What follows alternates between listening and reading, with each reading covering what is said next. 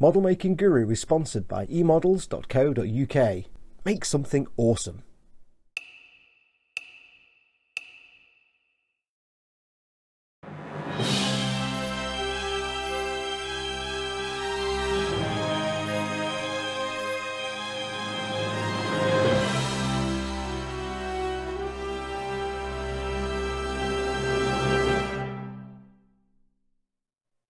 Hey everyone, it's Foxx from ModelMaking.guru here. Hello, and welcome to the next enthralling instalment of my build of the Bandai Perfect Grey 1/72 scale Millennium Falcon. Yes, we're building the Millennium Falcon for my channel sponsors and very good friends over at emodels.co.uk, your one-stop shop for all your model making needs. All of them, just your one-stop shop. Everything you need, they've got it. Go to them. All of the things, just go to them. Anyway, yes, we're building this for my very good friends over at eModels. Now, don't panic. If you're thinking 5 minutes ago this was all bits and being painted up and now we seem to have an entire Millennium Falcon, don't panic. I've just put it together to make the following steps in this episode a little easier. Now, I don't know how much I'm going to get done in this episode, so I'm going to cut the waffle down to a minimum because I've got a lot to get through. We've not got a lot of things, individual steps left to do, but they are quite involved and need some explanation. We've only got really the weathering and the decals to do now, and then we're kind of done. So it might be this is the last episode, which will determine the episode number. It might not be, in which case we'll find out, but I don't know yet. So don't panic if you think I've rushed ahead. When we last saw each other, I had got all the base colours done and I was about to start the decals. Now you can see here I've gone ahead and done most of the decals, but I've not done them all because I'm going to show you how to do them. So I've left this bit here free of decalage. I've just spent the last about 20 hours putting all the decals on the top and bottom. Now it is fully assembled up. I've got everything put together. I can still take things apart, like I can get the rectenna dish off there, and this back panel of course isn't permanently fixed because that's where you get into the batteries and to turn the lights on. But I've got everything else assembled and all done and dusted. That's what we're going to do first though today. We're going to put all the decals on this section here. So I'll go and get everything ready and we'll crack on with that. Back in a moment. Okay, so as you can see, I don't have many decals to put on. I've done most of them already, but you can divide the decals on this kit into two groups. Big coloured shapes like these, and then tiny little microscopic little markings, of which there are about 250, maybe 300. I've not counted them all, about 250 or so. Now, the technique for putting on the tiny ones is really simple, and I'll explain that in a minute, but what I want to show you today is just how to put some of these big ones on. How to put on a simple one, because a lot of these are just simple flat decals with little work required, and then also how to get a decal over raised surface detail, like over pipes or tubes. Some of them have to go over little greebles, and some of them have to go into little panel lines and recesses, so I need to show you that. But for the big flat ones, I'll show you a big flat one, and I'll show you one that goes over some tubes. What will you need to do your decals? Obviously the decal sheet. You're going to need one or maybe two pairs of the tweezers. One is probably, you don't need two, but two if you want to. One is definitely needed. We need a knife of sharpiness. Any sharp modelling knife or surgical scalpel type knife will be fine. If it's got a removable blade, when you do your decals, start off by putting a new blade in. This is a removable blade, so I can, always start with the new decal because we're going to be trimming right close to the edges of the decals and we don't want to mess them up. Next, we'll need a cocktail stick and a cotton bud or many cotton buds. Q-tips to our colonial cousins.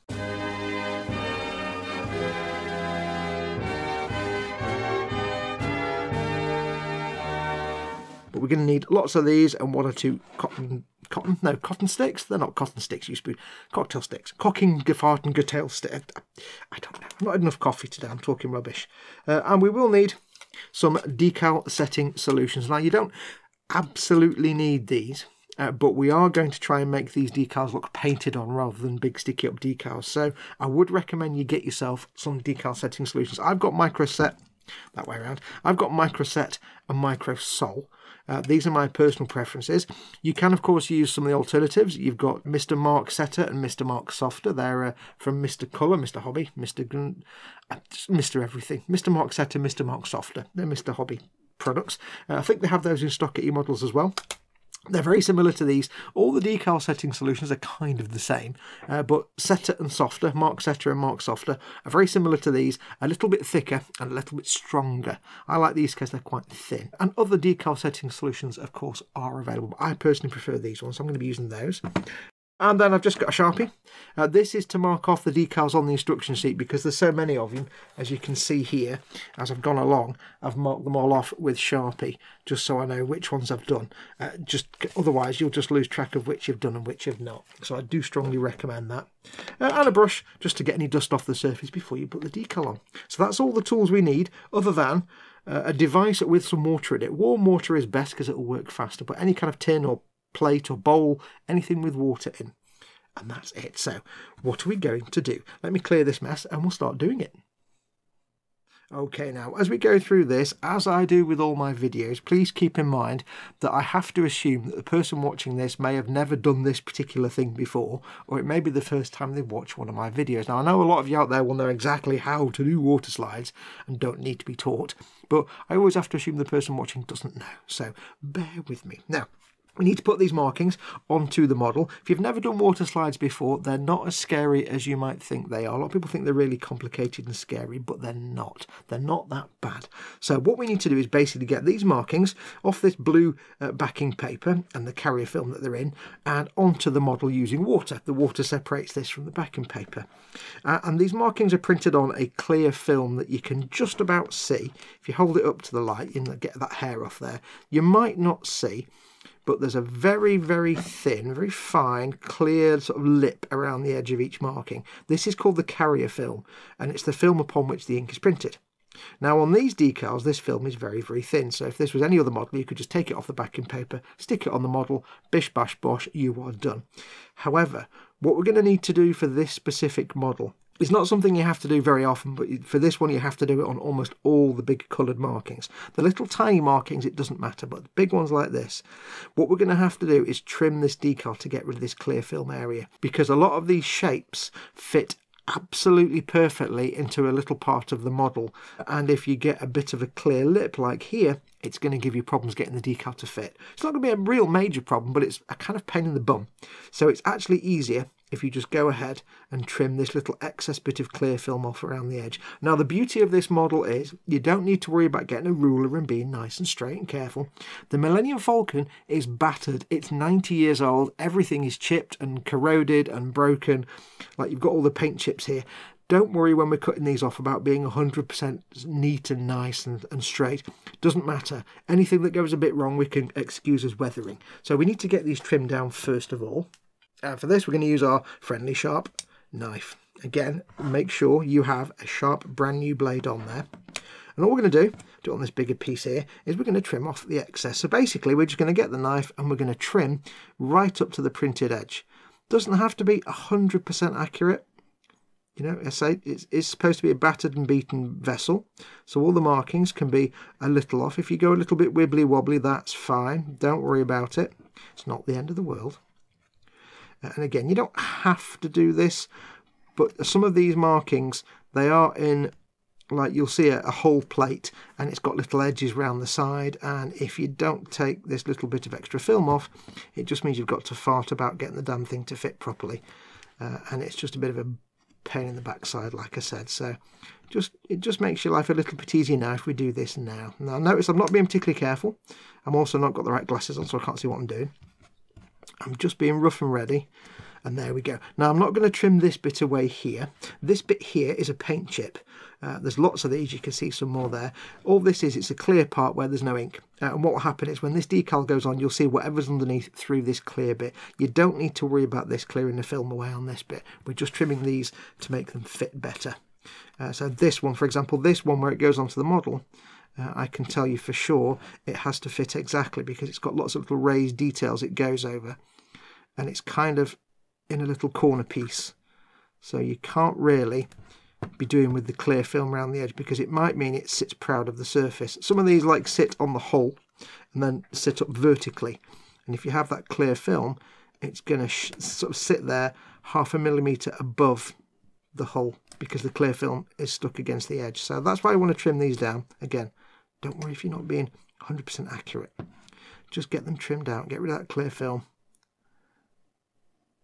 At this edge here, that's a bit wibbly wobbly, and I've not gone right up to the edge, so I can just trim it back a bit more. There we go. Do be careful with this. If you're a younger builder, then I don't quite know how you've managed to score yourself a 350 quid Millennium Falcon, but you know, all props to you.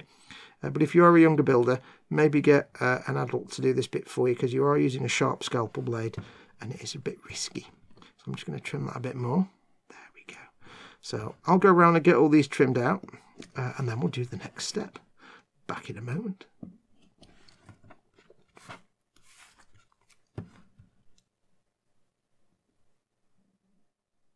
Okay, once you've got your piece trimmed up nicely and all nice and neat, all we need to do is get it wet. So take the decal, I'm going to put it in the water over here. You can see now what I tend to do, when you put this in the water, it will curl that way and it's a pain in the bum. So I tend to go and put it in upside down like that, just for a few seconds. Now this is warm water, you can see it's curling that way actually, but it always curls one way or the other. This is warm water, so it shouldn't take long, but you can do it in cold water if you want. It doesn't make any difference, other than it takes a bit longer for the decal to separate. So we've got here this decal. Now you can leave it in the water, but what I tend to do is take it off the bench, take it out of the water, and then get myself some water from the tray, and just cover it here.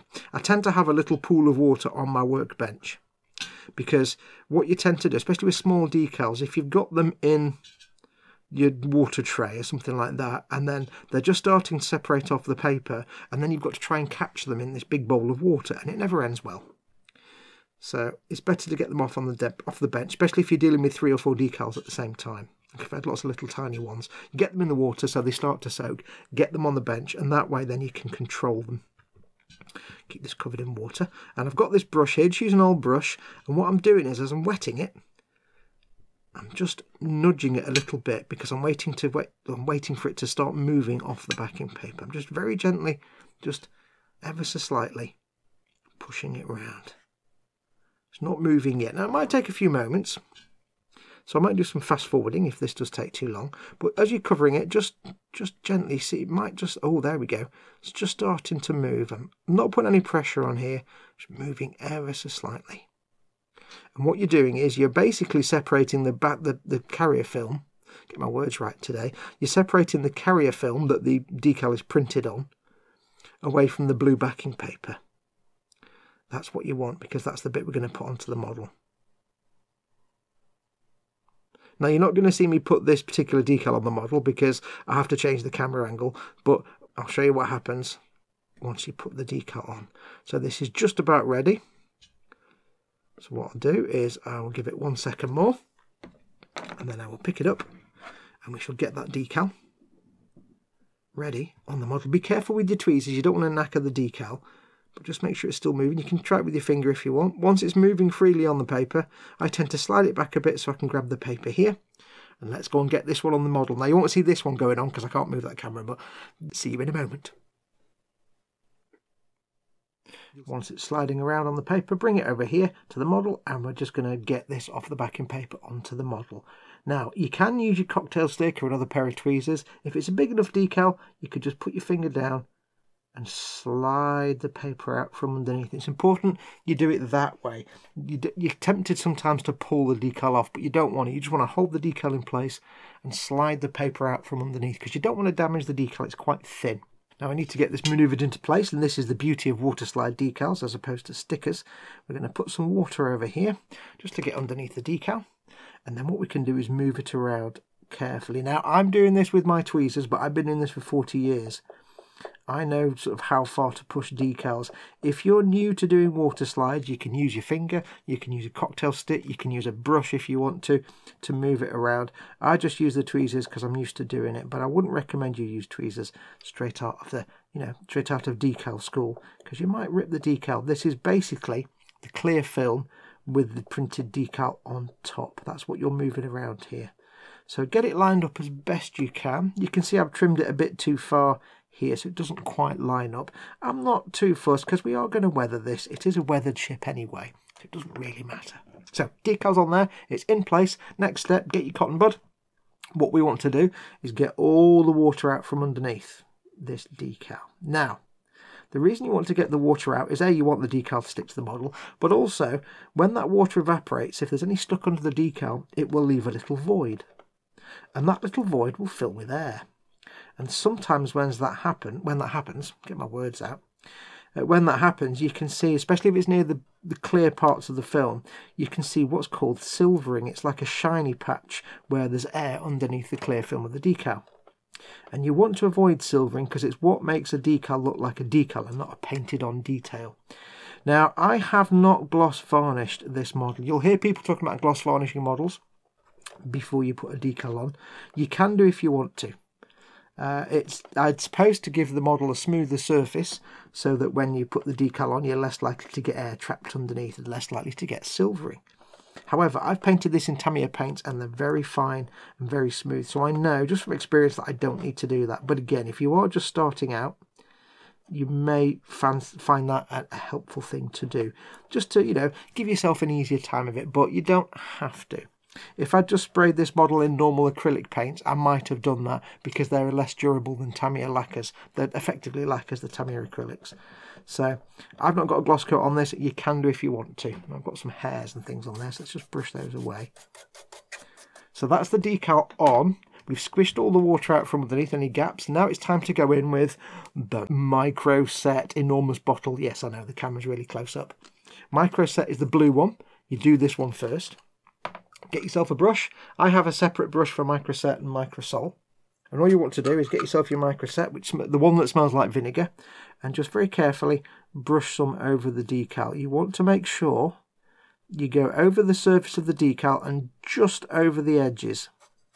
You don't want to slop it everywhere, because if you slop it everywhere, it might potentially harm your gloss coat if you've got a gloss coat, or your paint finish if you've got regular acrylic paints on it. It might not, but there's a slim chance it can. If you put a lot on, it can sometimes eat into the paint coat a bit. So it's always worth just go over the decal and just a little tiny bit over the edge, just enough that the solution can zip underneath the edge of the decal by capillary action and go thump underneath. What micro set will do, micro set is the one you use once, and this one basically is the setting solution.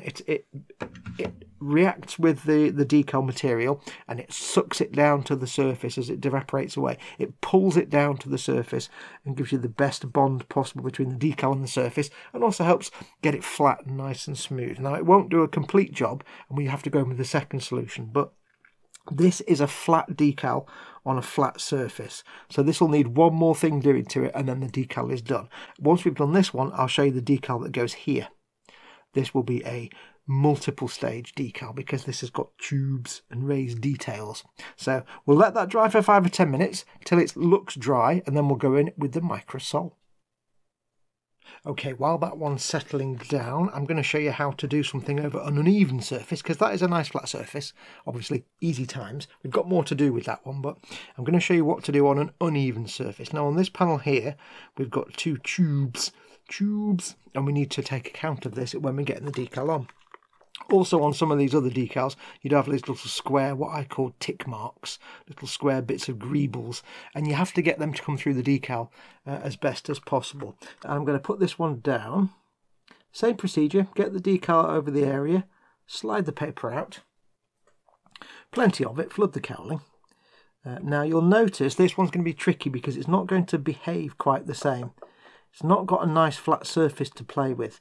It's got these tubes and pipes, and you want to kind of get it to go around those. Now, it's going to be a bit like if you imagine somebody under a sheet, somebody lying under a sheet asleep, and you can't quite see who it is. You can just see a rough sort of person shape. That's what we're dealing with. It's going to be like a blanket. So what we need to do is get our cotton bud and very gently just start to prod it and push it into where you want it to go. Now, it's not going to fit perfectly, and that's where doing the Falcon is an advantage, because there's so many paint chips and scrapes and dings in the paintwork that if you make a mess of a decal and it doesn't quite line up just right, or like here, I've had to trim an extra bit off the decal to take account of this big square greeble. For some reason, they didn't give you a big enough. It did have a cut taken out of it, but not big enough, so I've had to take some extra of the decal out. you do something like that and it doesn't quite look right because I had to do it by eye, it's fine. We can always add some extra scrapes and scratches. If you're working to be exactly studio model accurate, then that's not really an option. But I'm not 100% fussed. So where this doesn't quite line up here, you see that there, where I've cut the extra decal away and you've got this gap, I can just introduce a bit of a scrape or a scratch later on and you know, weather that away. But for the moment, we're just very, very gently just inviting the decal to fit flush to the tubes.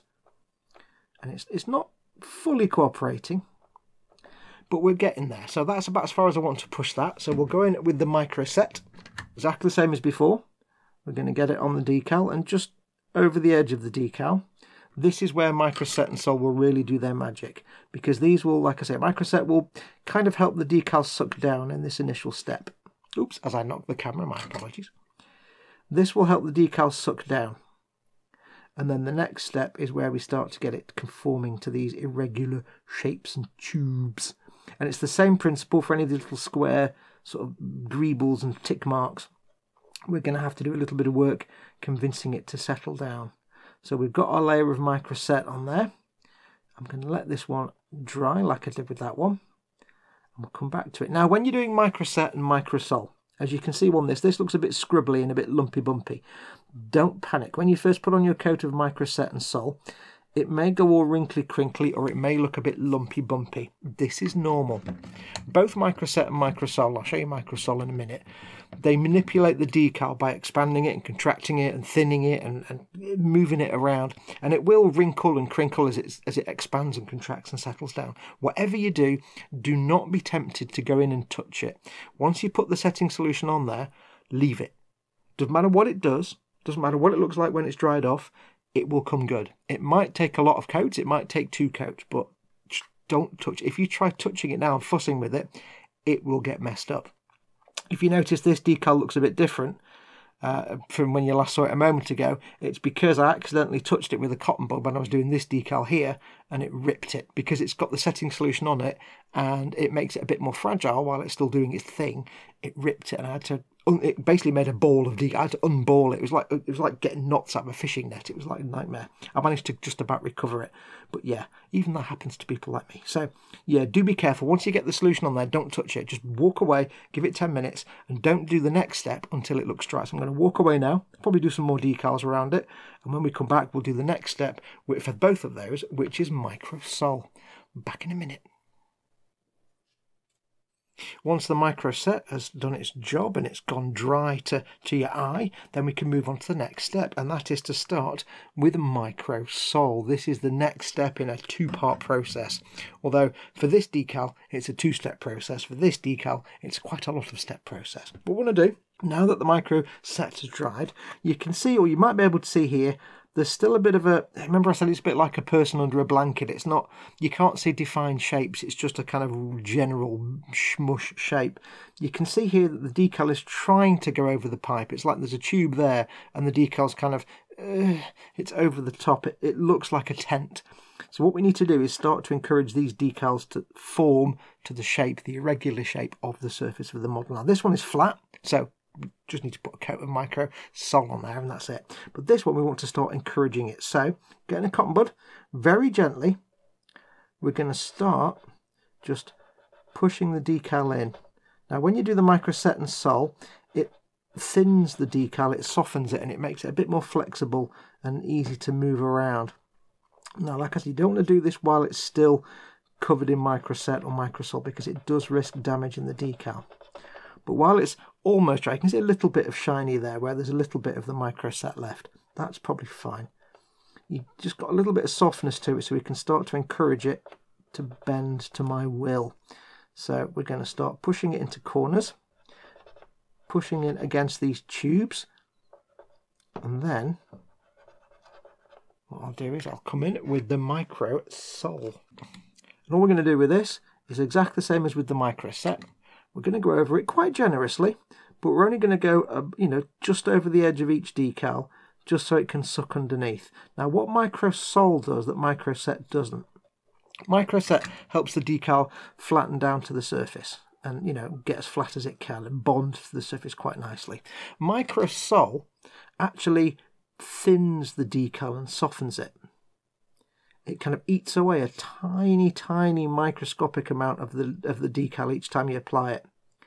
And it helps it suck down and form to uneven surfaces like pipes and tubes and greebles and things like that. So whereas Microset just helps it bed down, helps reduce silvering and air bubbles and stuff, Microsol actually starts to soften it and gets it to conform to the surface. So you don't need to come back in with the Microset now, that's done with. It's the Microsol that you want to start making things bend to your will. So we've got a coat of Microsol on there. I don't need to put any more on this one because this decal is flat and the surface it's on is flat, apart from when I messed it up, but that's fine. So that's flat, that's got one coat of Microsol, that's all it needs. This one, I'm probably going to have to do multiple coats of Microsol, and what I'm going to do is let it flash off so it looks dry. If I need to start fussing around with it with the cotton bud again to flatten it down, do that, and then come in with the Microsol again. And I'll do that each time. A fuss with the cotton bud to flatten it down and a coat of Microsol. Give it 10 or 15 minutes, do the same again. Repeat until you're happy that the decal is as flat and as flush to any surface features that you're going to get it. That's all you need to do. That's it. Now, there is one other tip you can do. If you do find, for example, like here with these tubes, if it's really not adhering to the surface, if it's really still having this kind of, I can't show you because the camera's too close, but this kind of tent effect, what you can do is take your scalpel blade and come in very carefully. If you want to, I'm gonna do it here. I wouldn't normally do it here. I do it when it's dry, but I'm doing it now so I can show you. What you can do is take your scalpel blade and just very carefully run it along the edge of the raised surface feature, like that. And it kind of breaks the seal. So now you've got a tube and then the bed sheet kind of effect over the top of it, and you've broken it now, so the decal can flop down to the surface. And if I come back in with a little bit of Microsol, if you're lucky, what will happen is that Microsol will now make it squish down in, and when it sort of dries out and expands and contracts, it will just heal itself, and you'll end up with a nice flush decal. So only use the scalpel trick if you really have to. If you've done lots and lots of coats of Microsol and it's still not bedding down, you've still got gaps and things like that, because you want it to look like a painted on detail, not like a decal. So only use that scalpel trick as a last resort, but you can do if you want to. It's the same kind of principle here. You've got this square little sort of raised detail underneath you. Can you see how you've got these little air bubbles where the decal is not quite conformed? I've done a couple of coats of Microsol, and it probably would eventually conform down if I do more, because I can squish it with the cotton bud. But if I got really stressed with it, or it wasn't conforming at all, what I could do is come in with the knife and just gently run the knife along there, run it along there, run it along there. And you just basically, you're hindered by that 90-degree corner, that 90-degree edge. And all you're doing is allowing the decal to then conform to that, because it's trying to stretch across a 90-degree corner and failing miserably. Now, it does mean sometimes it will be an invisible fix. It'll just heal nicely. Sometimes you will end up with an obvious little tiny slit where you've cut it with your blade. That's fine on this model, because remember, the Falcon is battered and beaten. You've got all these chips here. You're just adding more chips. On a few of these where I've had little raised details like that, I've been working on it, and actually the bit of decal over the raised detail's gone away and just come off. That's fine. I don't mind. It just looks like more weathering.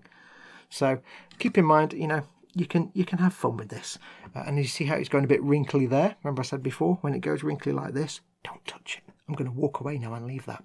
So for all these decals I've put on, these here and this one down here, this one is done. I don't need to do anything more with that one. That one's going to need a few more coats of Microsol. These ones with little raised details underneath might need a few more coats of Microsol. And this one here, which goes over this raised detail, that's only had one coat of Microset so far. You can just about see it there. If I move this down. This one here will need quite a lot of coats of Microsol, because it's got all kind of corners and edges, and it's like this whole structure here that goes down at 90 degrees. So that'll take a bit of work. So get your decals on and just start working over them with the Microset when you put them down, and then repeated coats of Microsol, and gently, you know, nudge them with the cotton bud. And as a last resort, get your knife blade to slice them if you need to. If you get an air bubble in the middle and you've done like 15 coats of Microsol and there's an air bubble, just slice it with the blade and then Microsol it again. It'll fall back down and it'll heal nicely. So I'll go and get all the rest of these decals done now and sorted. And then we've got to do a matte coat, and then it's the weathering. Back in a moment. So for the varnish, I'm going to be using Vallejo Premium Airbrush Colour Acrylic Polyurethane Water-Based Matte Varnish. That's a lot of words in one name. It's 62.062. I love this varnish with all my heart, and I'll tell you about it in a minute. But yes, I'm going to be spraying this through my Iwata Neo, my Trigger Action Iwata Neo, and I am of course going to be wearing this puppy. This is the most important piece of kit you can have if you have an airbrush. I don't care if you're spraying water, air, lacquers, enamels, your cat, grass, pebbles, don't care. You've got to wear a respirator, because you know what's worse than having to wear a respirator? Dying from lung disease because you sprayed nasty chemicals. So always wear a respirator. Not a dust mask, but a respirator. Now, you've all seen me spray things before, but like I said earlier on, I always like to explain things as if, you know, I'm talking to a beginner, so I may go over stuff you already know. Now, I've searched a long time for a nice airbrush sprayable matte varnish, and I've been through all different brands and products, and some of them are good and some of them are terrible. Some of them spray really well but aren't that durable, and some are really durable but they're so finicky to put on that I'd rather just burn them and put them in the bin. This Vallejo stuff is absolutely by far, so far, the best one I've found. It's the easiest to apply. In terms of complexity, it's about as complicated as UMP primer. You know, the Badger Standard Rares or the Ammo by MIG primer, the UMP stuff, all those three are the same.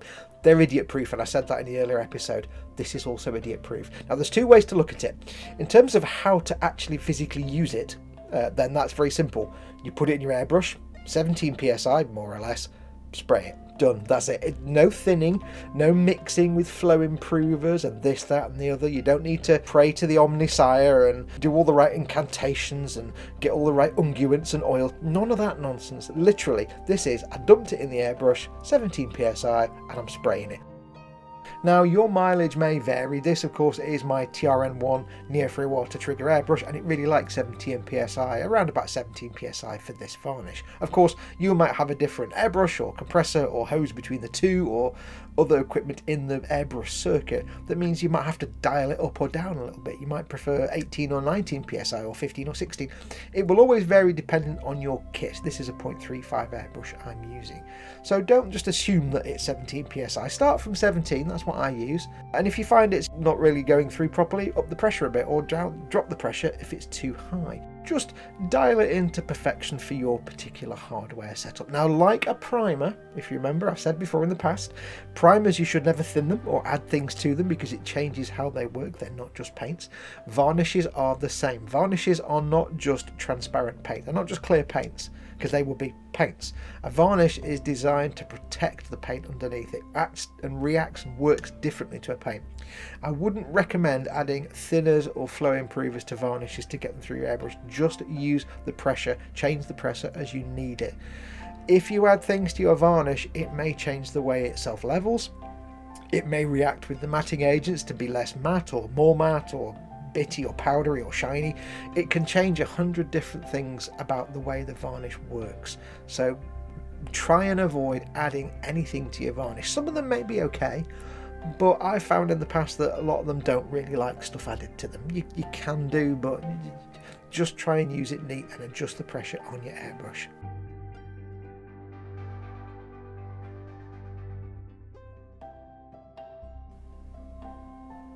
Now, as for actually applying the varnish to the model, that takes a little more skill, but it's still fairly easy.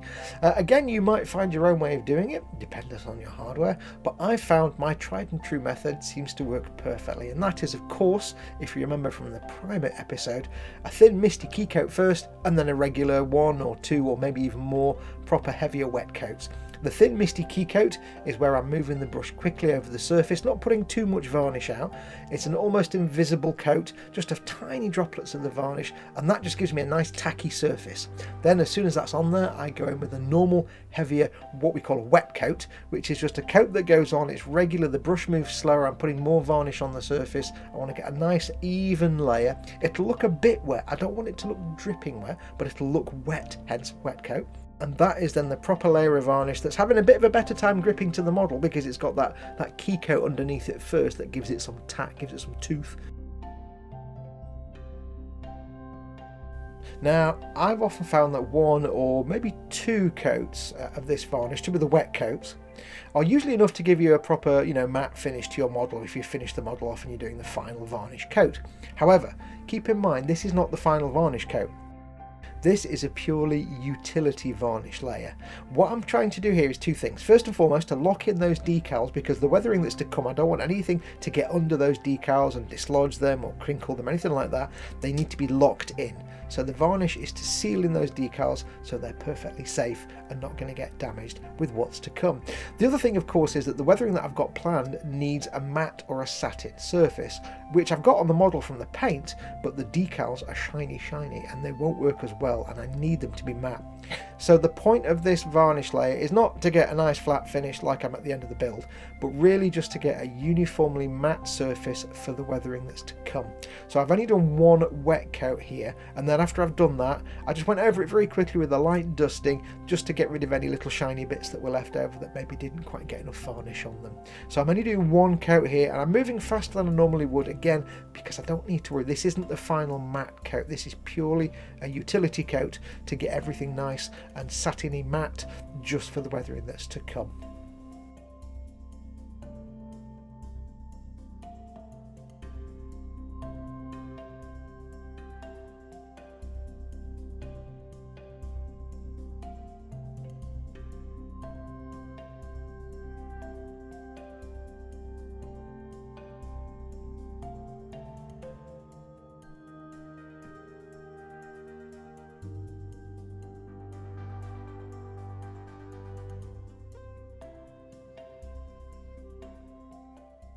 And half an hour later, it's not fully cured. Obviously, I'm going to leave it overnight fully for 24 hours to cure properly, but half an hour later, it's flashed off enough that I can show you what it's come out like. And as you can see now, everything looks suitably matted.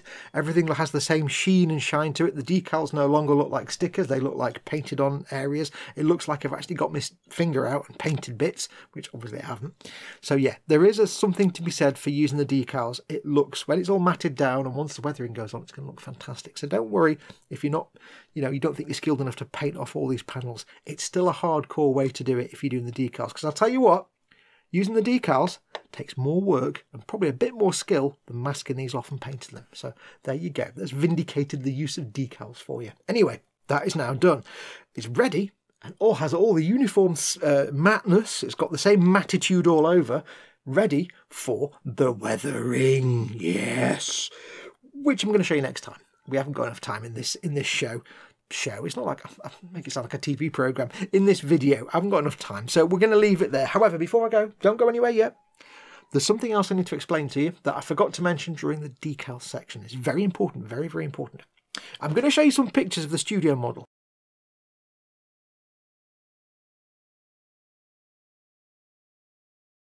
Please note, this is the 5-foot filming miniature, although miniature is kind of ironic for a 5-foot model. This is a photograph, or these are photographs of the 5-foot studio model that this Falcon is based on. Please note, with your eyes of looking, the yellow areas. Now, back to me in the room. You get decals for not all of those, most of them. I think you get 1, 2, 3, 4. There's 4 areas that are yellow and you get 3 decals. They completely miss one out for no reason whatsoever. And the problem is, first of all, the decals they give you are this colour, this sandy colour, which is not light yellow. You notice those areas are like a pastel yellow. They're this sand colour. That's not correct. Second of all, the decals need to go over some of the most heavily greeble, detailed, raised surfaced area parts of the ship, like here, where the Porsche engine half is, and same on the other side. And there's one here behind the cockpit tube, and there's one here on this side of the escape hatch. Docking hatch, I should say, not the escape hatch. And they don't give you this one, for a start, but they go, you can't get the decals on there. Well, you can, but you're going to end up like you thought this was hard, putting a decal over a tube. These are impossible. There's so many raised greebles. By the time you've put in 1,000,000 coats of microsol and microset and you've squished them down, they're ripped to shreds and they look terrible. So I would say, do what I did. Don't throw them away, but put them in your decal box for use on something later, but don't use them on this kit. Instead, paint those bits by hand. There's only 4 bits, and all I did was I took a little bit of Citadel's Avalanche Sunset, which is a nice warm dark yellow colour. I added some white to it. The white made it lighter and also gave it a more pastel-y shade, and then I just brush painted it on. No problem. And now I've got yellow sections that I hope look similar to the filming miniature, but they're all correct. And also, like I say, this bit there's one in here that isn't in the decal. They don't give you this bit at all. So you have to paint this manually anyway if you want it to be accurate to the studio model. So I was painting that and I thought I might as well paint them because I'm never going to get the decal. I tried putting this decal on and it was an absolute clusterflock. So I gave up and I just took it off and I painted it instead. So I would recommend, don't give yourself the headache. Get rid of the decal for there, and for there, and just paint those 3 bits and the bit in here manually. Yeah, it's just not worth the hassle. But that's going to do us for this time. Like I said, we'll crack on with the weathering next time, and next time should hopefully be the final episode, because this looks good now. It just needs to be filthy, filthy, dirty, filthy, filthy, dirty. It needs to get mucky. We need to do that bit. So we'll do that next time. Oh, one other thing as well. Totally random handbrake turn. This varnish smells like caravans. It smells, if you're in the UK and you've ever been inside a 40-foot static caravan, it smells exactly like caravans. It's really weird. I'm sitting here with this. It's a very pleasant smell, but I'm sitting here getting flashbacks to the mid-80s when we used to have a 40-foot tour in the lakes, a 40-foot static caravan in the lakes. I'm getting flashbacks to actually the early 90s, late 80s, early 90s. I can just smell it with the tassels on the sofa and the wood. It's weird. It smells. Ted will know what I'm on about. He's got a motorhome. It smells like that. It's weird. Just remains for me to say, obviously, thank you very much for watching. Don't forget, of course, I am filming and making this for my very good friends over at emodels.co.uk, your one-stop shop for all your model making needs. That's them. You need to go to them and buy all the things you need. Anyway, thank you very much for watching. Go and visit emodels.co.uk. Like I say, this video is produced for them. I'll be back next time with the weathering. Until then, it just remains for me to say thank you so much. Take care of yourselves. Go make something awesome like this. Go be awesome. You there. You there. If you're watching this on a 70-inch TV, this is really annoying. And I'm doing it every time now because somebody told me they had a 70-inch TV. I'm going to keep doing it. And I shall say, adios, amoebas. emodels.co.uk. Make something awesome.